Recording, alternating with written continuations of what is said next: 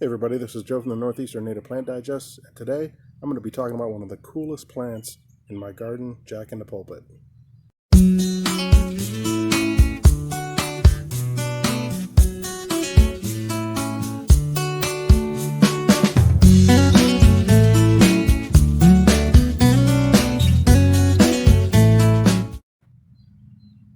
Hey, welcome back to my channel. Hope everybody had a fantastic weekend. So today, like I mentioned, I want to talk about one of my favorite plants in the woodland garden, and that's Jack in the Pulpit, Erythema triphyllum. So this is a woodland plant that's native to the entire northeastern part of the United States up into Canada, and as far west as North and South Dakota, and even in parts of Texas. So this plant grows in woodland soil. This loves rich, moist woodland soil. This is definitely not a plant for dry shade. It's hardy from zones 4 through 9, and it also likes acidic soil. So if you got a wet, shady spot, it can even take full shade. If you got a wet, shady spot that has that moist, rich woodland soil, even a little bit of boggy soil, this plant's going to do fantastic there. In dry shade, it's going to really kind of peter out, and I can speak from firsthand experience. I tried planting some of these around different areas of my yard, and it comes up in the spring real early, but it really kind of dies off real quick. These ones, on the other hand, I have on the north side of my house. They get a lot of shade. They get a little bit of filtered sunlight, real wet soil down here, and they've just done fantastic. These can get about 3 feet tall. So these ones are probably about maybe almost 3 feet tall. I've had them here for about 3 or 4 years now. They have really wonderful compound trifoliate leaves on them. A lot of times when they're young, or when they're first coming up, as you can see these ones down here, a lot of times they might get mistaken for poison ivy, but they're not. They're not poison ivy, obviously. So if you look at the reason they're called Jack in the Pulpit is because if you look at the flower is actually, see if I can get a better shot here. Flowers are actually contained. So you have this spathe coming up and around the flower, and it kind of conceals this little spadix down here, and there's all kinds of small little flowers on that. If you can see that little thing in there, the spadix. And this particular plant's pollinated by small gnats and flies.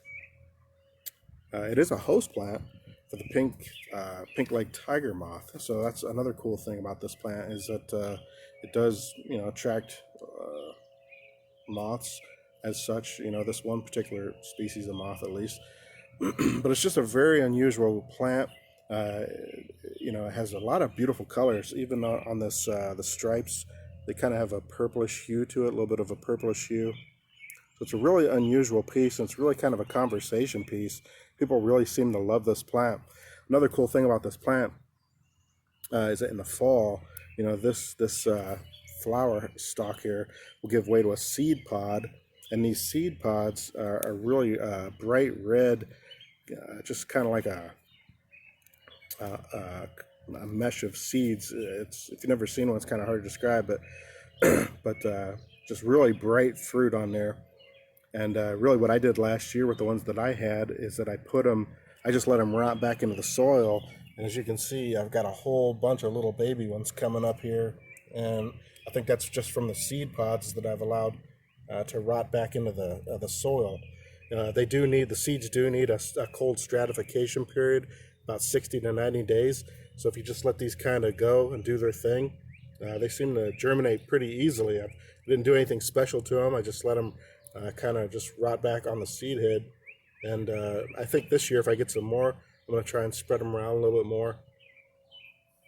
But these ones even are kind of growing out more in the sun, as you can see. And there's another flower there. I got another flower here. And I even have another little flower here. So they're really pretty easy to grow. That's another thing I like about them. They're really not very fussy at all. And, I don't really do anything to them.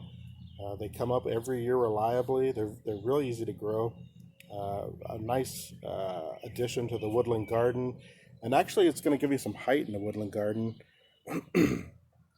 And, I love the color of the foliage and everything, too. It's just a very interesting plant. Really unusual. like I said, people really seem to like this plant. So it's, as far as bloom times, it's really going to start blooming anytime, depending on where you're at, April into June, and then it'll give way to those red seed pods. So you can find this online at different plant nurseries. I don't recall ever seeing this being sold at any local nurseries around me, but you know, I think I bought these ones from an online nursery, Prairie Nursery. It might have been Prairie Nursery. I don't remember offhand, but they're fairly readily available online. So I would go online and you know, if you're interested in these, I'd go online and you know, see if you can find one. They grow pretty quickly, I think. You know, as compared to some of the other plants I've planted in my garden. Really, just a no fuss, interesting plant. It's going to add a lot of interest to your garden. So I hope you enjoyed this video. It's just a kind of a short video. Just wanted to kind of talk about this plant. I really love it every year when I start seeing it come up.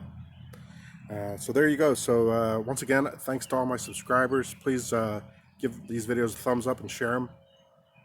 And I'll be doing another video real soon. And I hope you have a great day. I'll talk to you later. Bye.